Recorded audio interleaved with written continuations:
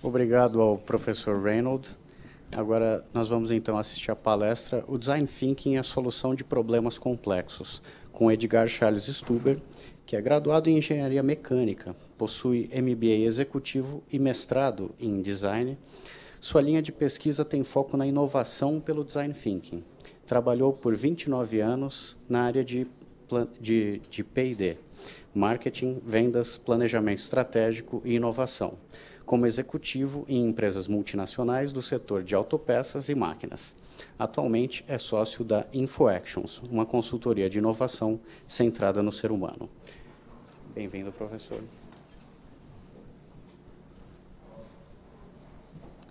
Bom dia a todos.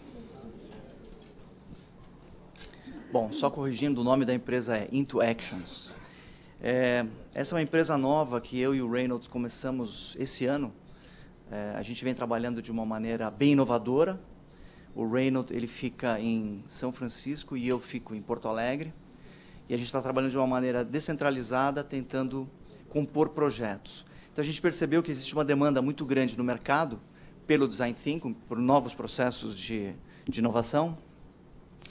E aí a gente decidiu abrir a InfoActions. E eu vou apresentar para vocês hoje uma das metodologias da inovação, que a gente acredita muito, que é o Design Thinking, para resolver problemas complexos. Bom, não dá para a gente falar de Design Thinking sem falar de inovação. Eu também vou falar um pouquinho dos tipos de problemas, já que a minha proposta é falar na solução de problemas complexos, que outros tipos de problemas que existem. Depois eu vou entrar um pouquinho mais em detalhe nas fases do Design Thinking e como que a gente pode implementar as ideias nas organizações, que não basta apenas ter boas ideias, mas o importante depois é executá-las. Eu decidi colocar esse slide para a gente falar sobre, será que só agora o mundo é complexo? Todo mundo falando da complexidade do mundo? Então eu decidi contar para vocês um exemplo para a gente pensar como seria uma pessoa que tivesse nascido no início do século XX, por volta de 1900. Naquela época, o planeta Terra tinha aproximadamente 1,5 bilhão de pessoas, de habitantes, e essa pessoa, quando tivesse mais ou menos uns 14, 15 anos, ele estaria vivendo a Primeira Guerra Mundial.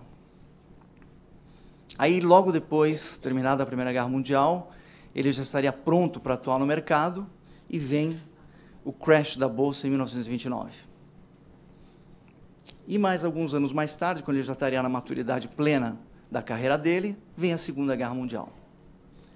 Então, será que só o nosso mundo hoje em dia é complexo? Existe uma diferença grande, né? Atualmente, os problemas continuam sendo muito complexos, só que eles têm uma complexidade adicional, que é a interdependência. Nós passamos de 1,5 bilhão de habitantes para 7 bilhões. Isso nos traz uma pressão muito grande. Mais da metade dessa população vive nas áreas urbanas. Traz problemas de mobilidade, que em São Paulo a gente está bem acostumado. A gente sabe o dia a dia o que é isso. Tem problemas de geração de lixo muito grande, problemas de saúde. E, finalmente, como é que nós vamos educar e dar alimentação para todas essas crianças que estão chegando? Sem tirar o slide do meio de cima, que é a retirada dos recursos finitos naturais, né? Da maneira que a gente vem retirando os recursos naturais, os problemas vão ficar cada vez mais complexos. Então, o mundo realmente está mais difícil e necessita de um pouco mais, métodos mais robustos e talvez uma velocidade de inovação maior do que a gente já vem entregando. Agora, por que inovar, né? Então, esse aumento de população, esse aumento de complexidade, ele está trazendo uma pressão muito grande para todas as organizações, para as empresas, para as universidades, para os governos, né? Por quê? Porque as novas tecnologias estão afetando diariamente a vida das pessoas. A internet foi um grande marco de mudança para nós, ou seja, em 2000, no ano de 2000, 99 e 2000, a gente percebeu que teve a bolha da internet. Isso foi realmente um ponto de inflexão, onde muitos negócios foram desintermediados por conta da internet. Também nós temos novos mercados surgindo todos os dias, e nós temos clientes mais exigentes que a própria internet propicia com que os clientes fiquem mais sabidos sobre os produtos e trazem uma pressão muito grande para quem fabrica. Até hoje em dia, por tudo que a gente tem visto, é só olhar o Facebook, as redes sociais, as pessoas acreditam mais nos seus pares do que nas próprias instituições ou marcas. Bom, o Reynolds falou um pouquinho da necessidade que a gente tem para ocorrer inovação. Então, ele falou de um ambiente criativo, ele mostrou Stanford. Eu vou falar um pouquinho mais do processo em detalhe. E a gente também tem que considerar as pessoas, ou seja, o modelo mental. Então, quando a gente decidiu começar essa empresa, a Into Actions, o nosso grande foco é pensar em inovadores, muito menos na gestão da inovação, nos processos da inovação, mas pensar como é que a gente consegue ter pessoas inovadoras, mais criativas, para conseguir resolver os problemas que a gente tem que resolver de agora em diante. E quando também a gente fala de inovação, é importante a gente considerar o que é inovação, né? Inovação é um conceito que tem várias interpretações. Eu coloquei aqui o mais utilizado, que é o do próprio Fórum da Inovação aqui de São Paulo, que fala que inovação é a gente ter uma ideia, mas não basta ter uma ideia, né? Com 7 bilhões de habitantes, todo mundo tem boas ideias, né? Só que as ideias têm que ter uma ação para que ela aconteça, para que ela venha para o mundo real, para que haja concretude. E se essa ideia com uma ação gerar um resultado, aí nós temos inovação. Se a gente só tiver ideia com a ação, ela pode ser uma invenção ou pode ser simplesmente um processo criativo. Mas ela tem que, no final, gerar um resultado. E o resultado não precisa ser somente uma transação comercial ou financeira, gerar lucro. A gente pode inovar com resultado positivo de bem-estar para as pessoas, que seria inovação social. Existem muitas metodologias para inovação, né? Muitas organizações estão usando, e quando a gente fala inovação, as pessoas pensam rapidamente, existe inovação aberta e fechada, mas a primeira coisa que vem na cabeça das pessoas é que inovação é tecnologia, pesquisa e desenvolvimento, principalmente lançamento de novos produtos. Existem outras empresas que se preocupam muito com gestão da inovação, coisa que eu, particularmente, acho muito difícil, a gente ter um processo que seja replicado, que você consiga repetir, porque as condições são diferentes.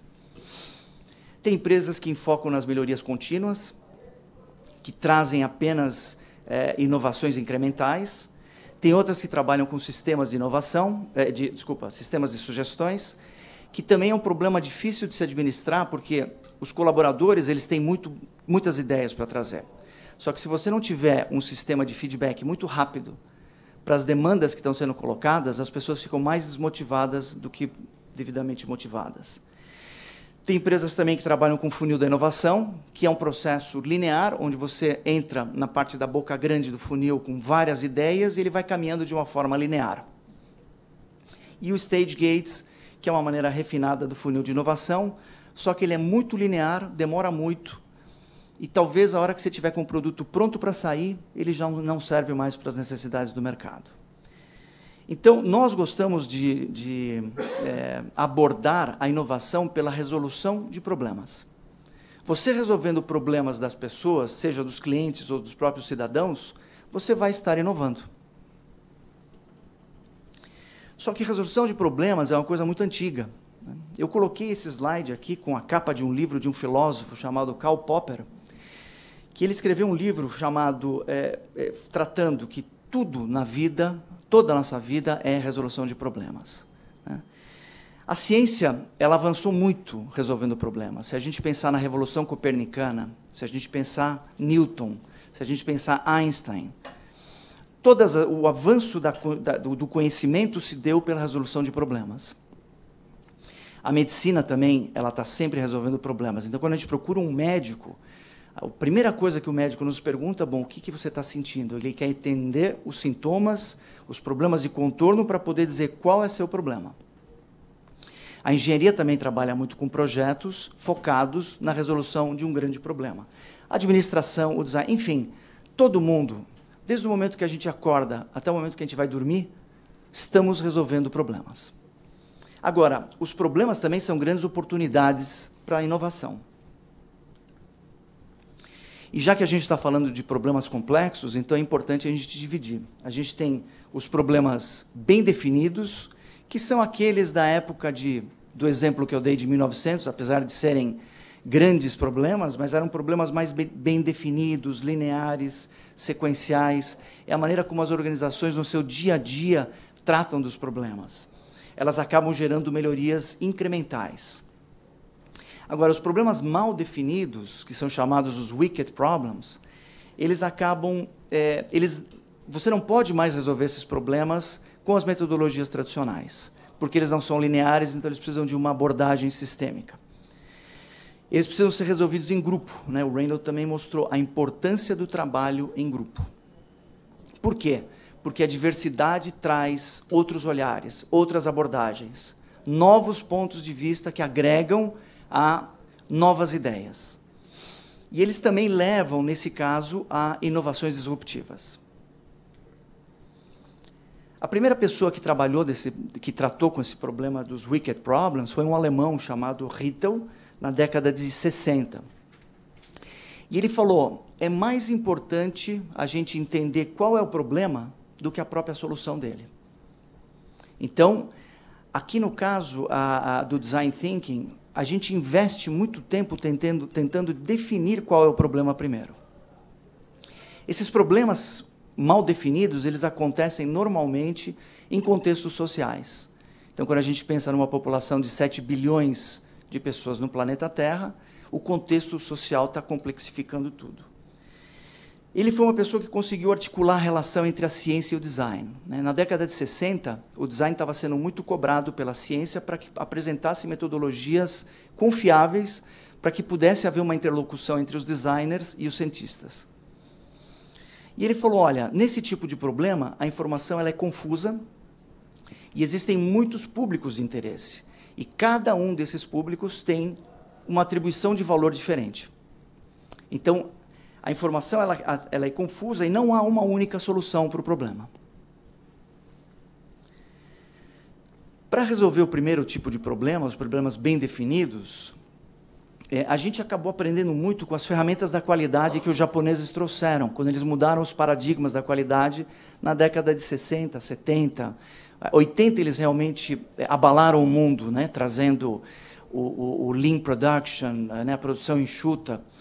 E eles acabaram desenvolvendo ferramentas de qualidade, como, por exemplo, o GUT, que muitas organizações usam, que você ranqueia o que é gravidade, urgência e tendências. Você pode usar também metodologias lineares, como o diagrama de Pareto, né, o espinha de peixe, o causa-efeito, o brainstorming, cartas de controle. Só que esse tipo de problema, esse tipo de metodologia não resolve um problema complexo. E aí, as empresas e a administração acabam incorporando essa metodologia de solução de problemas e muitas organizações usam ações corretivas quando elas têm ISO, ou então elas usam o MASP. O MASP é uma das metodologias mais utilizadas nas organizações no Brasil, que é a metodologia de análise e solução de problemas. Tem o PDCA também, e tudo isso gera planos de ações, que pode ser o 5W1H, 5W2H, 6W2H, existem muitas variantes. Só que isso a gente consegue aplicar num contexto bem definido, num problema linear. A proposta do Design Thinking é o design centrado no ser humano. Como é que nós conseguimos resolver problemas complexos dentro dos contextos sociais? Então, a gente investe muito tempo para tentar entender qual é efetivamente o problema. Nessa definição e nesse entendimento de qual é o problema, residem grandes oportunidades de inovação. Depois disso, a gente aplica a solução do problema, que tem um passo a passo que eu vou mostrar para vocês, e com isso a gente consegue chegar numa vantagem competitiva. E é importante a gente lembrar, o Reynolds também falou na apresentação de Stanford, que inovação começa com pessoas e termina com pessoas. Então, se a gente está resolvendo problemas para as pessoas, nós temos que pensar nos contextos sociais.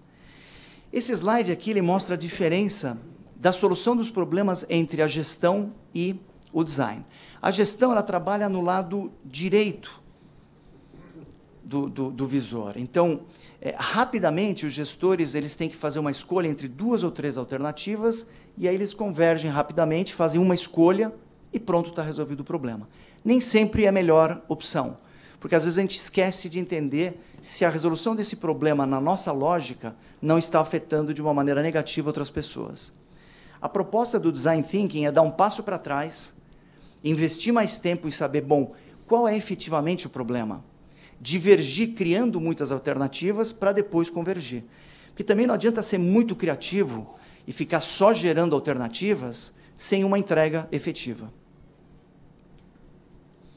As origens do processo, o Reynolds mostrou, então começou mesmo em Stanford, no programa de engenharia, o ME310, e foi um sucesso tão grande que depois eles passaram, em 2004, eles abriram a D-School lá em Stanford.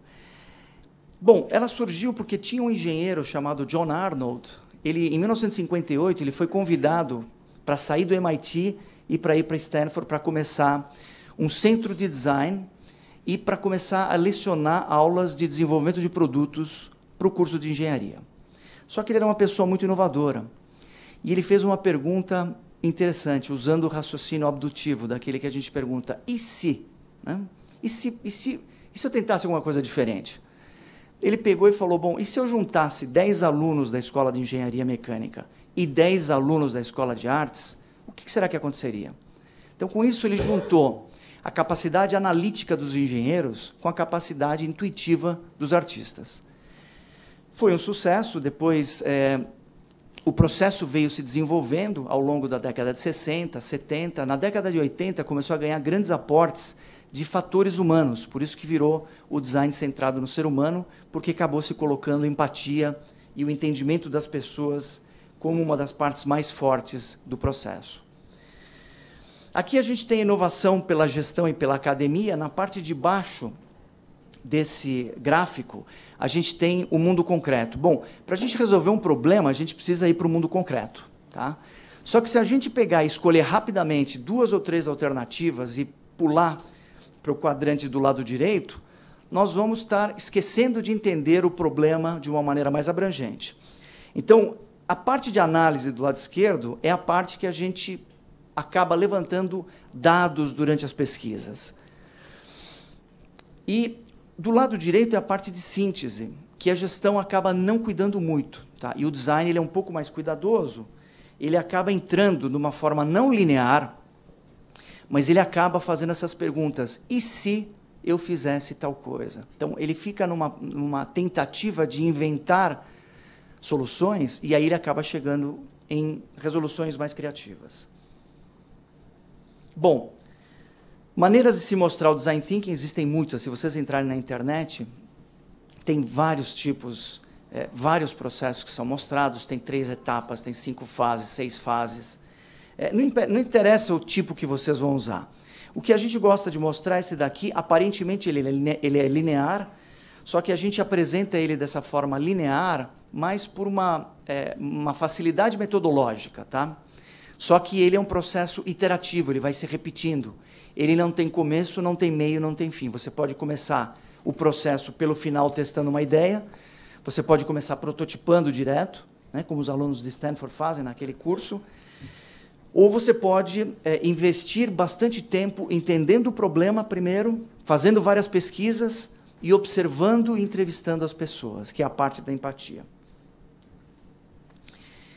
Então, essa é uma outra maneira de apresentar ele, mas o importante é dizer que a grande diferença do Design Thinking é que a gente investe a maior parte do tempo no entendimento do problema. Então, voltando o gráfico, tem uma parte inicial, que é essa parte de observar e entender. Então, a equipe multidisciplinar, ela vai para o campo, ela vai para o mundo, ela tenta entender o que está acontecendo, quem são as pessoas que estão envolvidas, aí ela volta para o mundo abstrato, ela redefine o problema, ela faz um novo enunciado do problema, porque normalmente o Design Thinking questiona, será que o problema que me passaram é realmente o problema? Só depois que você pesquisar e observar em loco o espaço do problema é que você vai poder dizer, bom, realmente esse é o problema que nós temos que resolver. E aí você faz a definição do problema. Essa é uma fase muito importante, porque uma pergunta bem feita, ela dá início ao processo criativo. Para a gente passar para a parte de ideação, que é a parte de brainstorming, geração de ideias, você tem que ter uma pergunta muito bem feita. Se a pergunta não for bem feita, é como você entrar na internet sem um propósito. Você vai passar o dia inteiro, de site em site, navegando. Ao final do dia, você nem vai lembrar por que você entrou na internet. Agora, se você souber direitinho o que você está procurando, você entra na internet, com certeza você vai achar a solução do seu problema. Então, tem a parte da ideação, depois tem uma parte de prototipagem, que é uma parte de tangibilização das ideias. E ela é muito importante para que as pessoas consigam se comunicar. As pessoas do grupo e para quem a gente está resolvendo o problema. Essa parte de prototipagem, eu vou falar um pouquinho mais depois, mas eu já queria adiantar para vocês, a prototipagem ela é muito importante porque ela traz comunicação, comunicação traz confiança, e confiança leva à colaboração. E o ser humano é muito competente, nós podemos ver a nossa evolução de acordo com Charles Darwin, nós estamos aqui porque nós somos muito competentes, mas porque nós sabemos colaborar. E depois vem a parte final de teste, que eu vou falar um pouco também. Bom, voltando a mostrar ele de forma linear, então tem a primeira fase, que é a empatia. E a empatia é essa capacidade que a gente tem de se colocar no lugar das outras pessoas. Se eu vou resolver um problema para uma pessoa, eu tenho que saber o que ela está sentindo mesmo. O que ela vê que eu não vejo. E do lado direito, vocês vão ver a parte da experiência, o que a pessoa está sentindo. Se vocês tiverem oportunidade, procurem na internet, tem o MIT Lab, ele tem uma agência de desenvolvimento de produtos para a terceira idade, que chama Aging Lab. Eles criaram esse macacão porque existe uma necessidade muito grande de se desenvolver produtos para a terceira idade. Só que como é que você vai desenvolver um produto para a terceira idade sem sentir o que a pessoa está sentindo? Então, a hora que você coloca esse macacão, ele tem uma série de restrições de movimento, ele dificulta a visão das pessoas, eles usam 2 ou 3 luvas para que as pessoas, quem estiver desenvolvendo, sinta a dificuldade que a pessoa da terceira idade tem para digitar ou para pegar alguma coisa. E só assim você consegue desenvolver um bom produto para a terceira idade. E aí vem a parte mais específica da força da empatia, que é a parte do neurônio espelho. Então, os neurônios espelho, eles têm sido muito pesquisados ultimamente. Foi uma descoberta na década de 90 por cientistas italianos, que a gente tem uma capacidade muito grande de conexão. A foto do lado direito tem um bebê olhando, espantado para o outro que está chorando, porque os bebês eles não têm capacidade de empatia. Quando você entra num berçário e todos os bebês estão chorando, eles estão chorando por mimetismo, não por empatia. Mas a empatia é uma coisa que a gente vai aprendendo à medida que a gente vai se desenvolvendo. A gente aprende com os pais a empatia. E essa capacidade que a gente tem de se conectar. Então, se uma pessoa aqui começar a bocejar, todo mundo vai bocejar. Isso é conexão do neurônio espelho. Bom, para ter um pouco mais de garantia científica, essa parte de empatia ela precisa de uma triangulação. Então, a gente começa entrevistando as pessoas e depois a gente vai do lado esquerdo desse triângulo, a gente vai observar as pessoas. E existe uma diferença muito grande no que as pessoas dizem que fazem e naquilo que elas efetivamente fazem.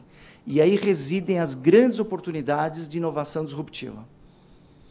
E tem depois a parte do lado direito do triângulo, que é a parte de vivenciar o que a pessoa está sentindo.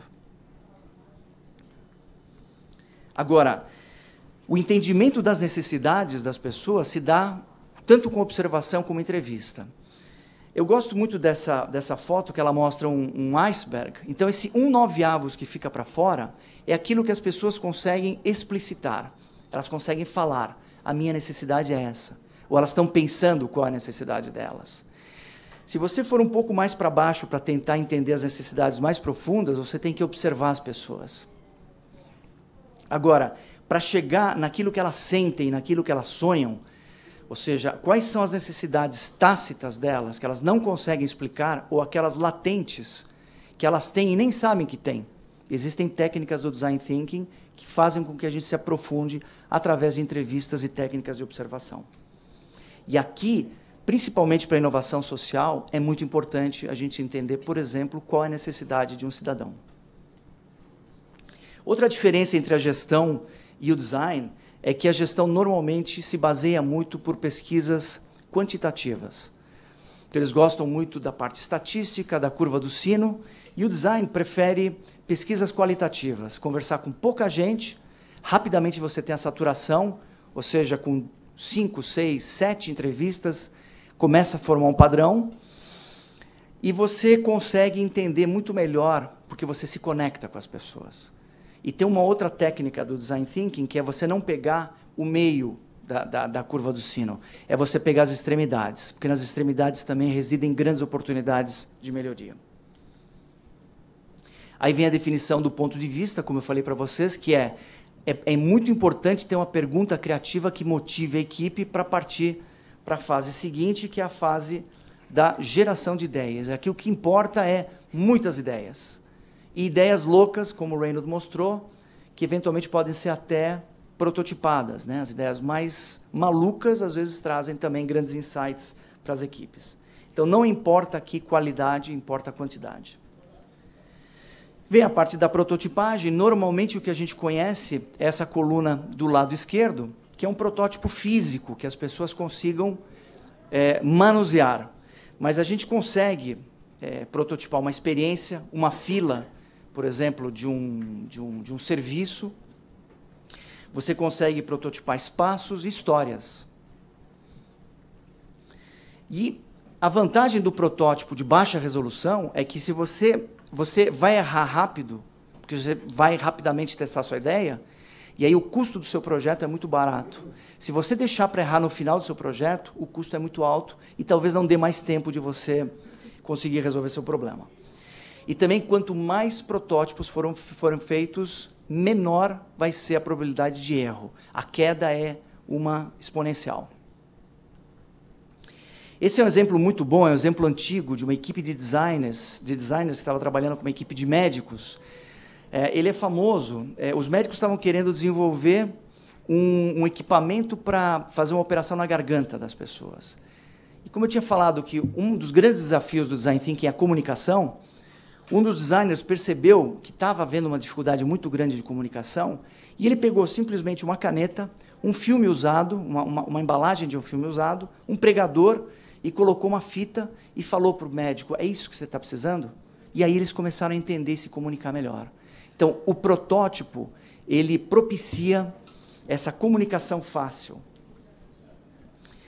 Então, você consegue ter um profundo entendimento com o protótipo, entre a equipe e para quem você está projetando. Você consegue uma coisa interessante, que é construir para pensar. A gente pensa para construir. O design ele se propõe, ele é muito voltado para a ação. Então, você já começa construindo coisas para que as pessoas consigam dar um feedback para você ou não. O protótipo também auxilia, porque ele traz novas perguntas para a equipe. E você consegue aprender e refinar soluções com os protótipos.